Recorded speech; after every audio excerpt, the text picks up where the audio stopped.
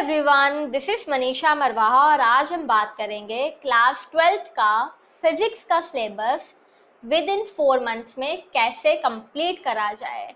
और अगर आप ये वीडियो अक्टूबर में या फिर सितंबर में भी देख रहे हो तो ऐसा कुछ नहीं है कि आप बहुत ज़्यादा लेट हो गए हो। आप जिस भी मंथ में देख रहे हो बस उसके आगे आपको जस्ट 4 मंथ्स चाहिए अपना सिलेबस कंप्लीट करने के लिए। और जो ये 4 मंथ्स भी है ना, ये एकदम मैक्सिमम टाइम है। अगर आप एक फास्ट लर्नर हो तो आप बहुत आराम से अपना सिलेबस विद इन 3 मंथ्स में भी कंप्लीट कर सकते हो। मैंने यहाँ पे एकदम मैक्सिमम टाइम लिया है हर स्टूडेंट के अकॉर्डिंगली, सो डैट आप अपना सिलेबस पूरा मैक्सिमम टाइम देके फुल प्रैक्टिस के साथ कंप्लीट कर सको।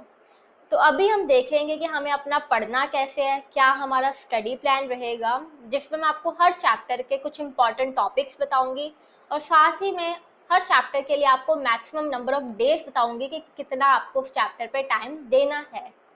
और उसके बाद मैं आपको कुछ स्टडी टिप्स दूंगी कि आपको पढ़ना कैसे है, फिजिक्स को कैसे पढ़ना है या क्या क्या गलती आपको नहीं करनी। तो पहले बात करते हैं कि हमारी स्टडी टिप्स क्या रहेंगी। तो फिजिक्स की बात करें तो काफी सारे लोगों के माइंड में आता है कि कहाँ से पढ़े, कौन सी रेफरेंस फॉलो करें। तो मैं बहुत बार कह चुकी हूँ, आप जिस भी बोर्ड से हो ना पहले उस बोर्ड की बुक्स को फॉलो करो। अगर आप सीबीएसई से हो तो एनसीईआरटी इज मैंडेटरी, तो पहले एनसीईआरटी को ही हमेशा कवर करा करो। आपका जो मोर देन 90-95% सिलेबस है वो एनसीईआरटी से ही आता है। हार्डली आपका जो 1-2% जो न्यूमेरिकल्स होते हैं, जो आपको लगता है एप्लीकेशन बेस्ड क्वेश्चन हो गए, जो आपको थोड़ा टिपिकल लगते हैं, वो थोड़े बहुत आप अंडरस्टैंडिंग के लिए आप रेफरेंस से पढ़ सकते हो। बाकी आपकी NCERT is more than enough. और फिर भी अगर बच्चों को होता है कि हमें डिटेल एनालिसिस चाहिए, हमें नहीं समझ आती एनसीईआरटी, तो आई विल रिकमेंड, या फिर आप कोई भी रेफरेंस फॉलो कर सकते हो, एसएल अरोड़ा पढ़ सकते हो, प्रदीप पढ़ सकते हो। बट आप एकदम स्मार्टली उस बुक को पढ़ना, क्योंकि वो बुक बहुत ज़्यादा मोटी होती हैं और उनको कवर अप करना बहुत ज़्यादा मुश्किल हो जाता है। तो उन बुक्स को एकदम स्मार्टली पढ़िएगा। तो अब बात करते हैं नेक्स्ट के हमारी सबसे ज़्यादा जो इम्पोर्टेंट है फिजिक्स में, वो है न्यूमेरिकल्स और डेरिवेशन। आपकी जो पूरी की पूरी फिजिक्स है वो न्यूमेरिकल और डेरिवेशन पे बेस्ड है, उसी में आपके थोड़े थोड़े थ्योरेटिकल पार्ट्स आ जाते हैं।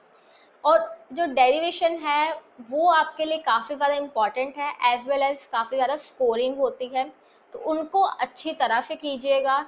अब यहाँ पे अच्छी तरह से मतलब है कि आपको हर डेरिवेशन को अपने हाथ से 3 से 4 बार निकालना है और इतनी अच्छी तरह से आपको उस डेरिवेशन को मास्टरी कर लेनी है, सो डैट कि अगर आपको डेरिवेशन भूल भी जाए ना कि यहाँ से क्या स्टेप था, आप उस डेरिवेशन को उल्टा भी स्टार्ट कर सको। Are you getting my point? कि अगर मैं कोई डेरिवेशन लिख रही हूँ, स्टेप बाय स्टेप चल रही हूँ, पर बीच में ना मुझे भूल गया अब यहाँ पे क्या आना था, बट मैंने उस टॉपिक को इतनी बार प्रैक्टिस कर लिया हुआ है कि अब मुझे पता है कि उसका एंड रिजल्ट क्या आना है और मैं उल्टे भी उस डेरिवेशन को शुरू कर सकती हूँ। This is called mastery. तो मतलब आपको इतनी अच्छी तरह से प्रैक्टिस करना है। नेक्स्ट हमारा पॉइंट आता है क्या हम नोट्स बनाएं। तो नोट्स बनाना बहुत ज़्यादा इंपॉर्टेंट है। अगर आप कोई ऑनलाइन नोट्स भी यूज़ करना चाहते हो तो आप कर सकते हो, नो डाउट।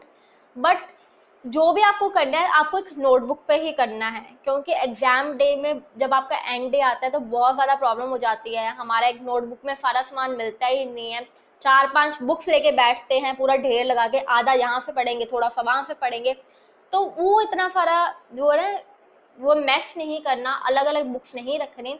जो भी आपको करना है एक नोटबुक लगा लो, उस नोटबुक में आप चाहे पेपर फाड़ के लगाई जाओ, जो भी आपको नोट्स बनाने हैं वो सारा एक नोटबुक में रखो, सो डैट जब आपका एग्जाम डे आए ना आपको वो मैस ना हो। क्योंकि जब आपका एग्जाम होता है टाइम कम होता है, सिलेबस इतना ज्यादा होता है, रिवीजन करनी होती है, और जब हम इतनी सारी बुक्स का मैस देखते हैं, यहाँ से क्या पढ़ना वहां से क्या पढ़ना है, तो वैसे माइंड बहुत ज्यादा स्ट्रेस्ड अप हो जाता है। अब नेक्स्ट पार्ट आता है कि काफी सारे बच्चों को होता है कि हमारा जो है ना न्यूमेरिकल पार्ट बहुत ज्यादा वीक है। तो देखो अगर न्यूमेरिकल पार्ट वीक है तो आपको सबसे ज़्यादा थ्योरी पे फोकस करना चाहिए।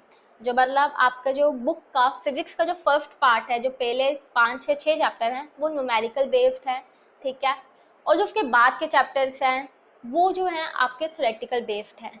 तो आप जो बाद वाले चैप्टर्स हैं उन पर फोकस करना, मैं अभी आपको बताऊंगी वीडियो में आगे कि कौन से वो चैप्टर्स हैं। फिर उसके बाद आता है कि कई स्टूडेंट्स को होता है कि हमारे जो है न्यूमेरिकल पार्ट बहुत ज़्यादा स्ट्रॉन्ग है, तो वो जो है फर्स्ट चैप्टर्स पे ज़्यादा फोकस करें, वो उस चैप्टर को ज़्यादा अपना स्ट्रॉन्ग बनाए और उसमें न्यूमेरिकल्स में अच्छा स्कोर कर सकेंगे। तो बेसिकली आपको अपने अकॉर्डिंगली अपना स्टडी प्लान करना है, जो आपके वीक पार्ट्स है, जो आपके स्ट्रॉन्ग पार्ट्स है, आपको अपने अकॉर्डिंगली एनालाइज करना है अपने आप को, और उसके अकॉर्डिंगली आपको अपना टाइम देना है। स्ट्रॉन्ग पार्ट को थोड़ा और स्ट्रॉन्ग बनाओ और जो वीक पार्ट है उसको बार बार पढ़ो, सो डैट कि आप उसमें से इतने अच्छे मार्क्स तो ले ही आओ कि आपकी ओवरऑल जो है वो 90 अबव बन जाए। तो बेसिकली मेरे केस में क्या होता था, मेरा जो है न्यूमेरिकल पार्ट एवरेज रहता था। तो मेरा यही माइंडसेट होता कि ना मैं थ्योरी, डेरिवेशंस और जो ऐसे टॉपिक्स होते हैं ना, जैसे जो शॉर्ट टॉपिक्स होते हैं, डिवाइसेस आ गई, गैल्वेनोमीटर आ गया, पोटेंशियोमीटर आ गया, एसी जनरेटर आ गया, तो इनमें से पता है कि ये 10-12 ऐसे कुछ टॉपिक्स हैं जिसमें से कुछ ना कुछ क्वेश्चन हार्डली 6 या फिर 4 मार्क्स में आ ही जाएंगे। तो मैं ऐसे टॉपिक्स और जितने भी थ्योरी और डेरिवेशन होते थे उनको अच्छी तरह से करके जाती थी। डेरिवेशंस मेरी काफ़ी ज़्यादा स्ट्रॉन्ग पार्ट रहता था। तो ये मेरा सीन था। न्यूमेरिकल्स में और जो एप्लीकेशन बेस्ड क्वेश्चन थे वो मेरे वीक होते थे। तो उसमें मैं क्या करती थी, मैं जितने भी प्रीवियस क्वेश्चन पेपर होते थे ना, तो उनको मैं अच्छी तरह से पढ़ के जाती थी। उसमें जितने भी न्यूमेरिकल और क्वेश्चन दे रखे होते थे उनको मैं अच्छी तरह से करके जाती थी, सो डैट मैं बार बार वो क्वेश्चन कर लेती थी। तो फिर मुझे ऐसा लगता नहीं था कि कोई भी न्यूमेरिकल टफ है। पूरी बुक के क्वेश्चन चाहे आप मत देखो, प्रीवियस ईयर के क्वेश्चन पेपर देख लो तो आपके न्यूमेरिकल पार्ट हो जाता है। जो लोग वीक हैं ये उनके लिए एडवाइस है। अब आता है कि आपको पढ़ना कैसे है, कहाँ से पढ़ना है, सब कुछ मैंने आपको बता दिया है। बाकी जो मोस्ट इम्पॉर्टेंट पॉइंट मैं आपको कहना चाहूंगी कि अपने आपको सेल्फ एवेल्युएट जरूर करते रहना। मतलब आप जितना भी पढ़ रहे हो ना उस चीज़ का अपने आप को टेस्ट जरूर लेते रहना। टेस्ट बहुत ज़्यादा इंपॉर्टेंट चीज़ है, क्योंकि जब आप अपना टेस्ट लेते हो ना, जब आप अपने आप को सेल्फ एवेल्युएट करोगे, आपको रियलाइज होगा कि यस मेरे ये पार्ट स्ट्रॉन्ग है, I am good at this parts, और ये पार्ट्स मेरे वीक हैं। तो आप में खुद में कॉन्फिडेंस आएगा कि मैं ये न्यूमेरिकल्स कर पा रहा हूँ, मैं ये डेरिवेशंस कर पा रहा हूँ, वेरी गुड। और ये पार्ट्स मेरे वीक हैं, इस पर मुझे ज़्यादा टाइम लगाना है। तो इसलिए अपन हमको सेल्फ एवेल्युएट जरूर करिएगा। तो अब हम देखते हैं कि हमारा टाइम टेबल क्या रहेगा। तो आपको जो फर्स्ट चैप्टर है इलेक्ट्रॉनिक चार्जेस एंड फील्ड्स, तो इसमें जो इम्पोर्टेंट टॉपिक्स है जैसे कि कूलम्स लॉ हो गया, forces between the multiple charges आ गया, इलेक्ट्रिक डाइपोल आ गया, गॉस लॉ आ गया। तो इन टॉपिक्स की आपको डेफिनेशन आ सकती है, आपको डेरिवेशंस आ सकती हैं, या फिर आपको एप्लीकेशन बेस्ड क्वेश्चंस पूछे जा सकते हैं। सेकेंड चैप्टर में जो आपके टॉपिक्स हैं जैसे कि combination of capacitors, effect of dielectrics on capacitor, energy stored in capacitor, तो इसमें से भी आपको डायरेक्ट न्यूमेरिकल्स पूछ लिए जाते हैं, या फिर आपको डेरिवेशन आ जाती हैं, और या फिर आपको शॉर्ट क्वेश्चन भी पूछ लिया जाता है। नेक्स्ट चैप्टर है करंट इलेक्ट्रिसिटी। तो इसमें काफ़ी इजी चैप्टर है। जो आपके पहले चैप्टर्स हैं ना, इसमें मैंने आपको मैक्सिमम डेज दिए हैं, जो क्योंकि ये कुछ चैप्टर थोड़े लेंथी भी हैं और इसमें आपको डेरिवेशन भी हैं, न्यूमेरिकल्स भी हैं, एप्लीकेशन बेस्ड क्वेश्चंस भी हैं, इसलिए मैंने इन चैप्टर्स पे आपको मैक्सिमम टाइम दिया है। जब आप आगे देखोगे तो उन पर कम टाइम लगेगा। तो अब जैसे जो थर्ड चैप्टर है इसमें आपके पास ओम्स लॉ आ गया, उसका फॉर्मूला ड्राइव आ जाता है, देन रेजिस्टिविटी क्या होता है, उसके बीच में रिलेशंस आ जाते हैं, रेजिस्टिविटी और रेजिस्टेंस के बीच में रिलेशन बताइए, कंडक्टेंस और कंडक्टिविटी के बीच में रिलेशन बताइए। फिर आपके पास पोटेंशियोमीटर बहुत इंपॉर्टेंट टॉपिक है, कभी कभी डायरेक्ट आ जाता है 5 या 4 नंबर में, कॉम्बिनेशन ऑफ रेजिस्टर्स आ जाता है। तो ये कुछ इसके इंपॉर्टेंट टॉपिक्स हैं।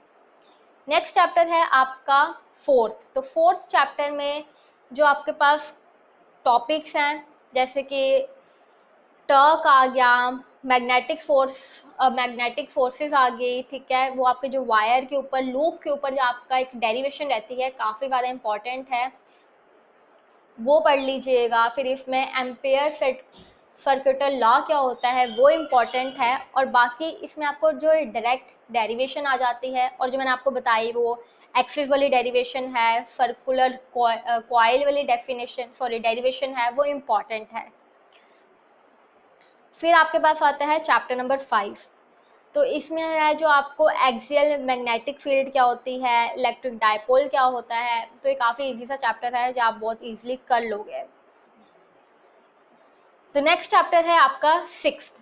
तो इसमें जो है आपका फैराडे लॉ ऑफ इंडक्शन क्या होता है, वेरी इंपॉर्टेंट टॉपिक। इसके बेस पे आपको न्यूमेरिकल्स पूछे जाते हैं, और जो न्यूमेरिकल में ज़्यादातर बच्चे गलती करते हैं ना, कंफ्यूज हो जाते हैं डायरेक्शन ऑफ मैग्नेटिक फील्ड में, डायरेक्शन ऑफ इंड्यूस्ड ईएमएफ में, तो वो कंफ्यूजन नहीं करना, ठीक है। अच्छी तरह से हर टॉपिक को पढ़ना है, अच्छी तरह से उसको न्यूमेरिकल करने हैं। फिर आपके पास आ जाता है मैग्नेटिक फ्लक्स क्या होता है, सेल्फ इंडक्शन क्या होता है, म्यूचुअल इंडक्शन क्या होता है। तो इसमें आपके पास कुछ डायग्राम्स रहते हैं और उसकी डेफिनेशंस रहती हैं, तो इसको अच्छी तरह से पढ़ लीजिएगा।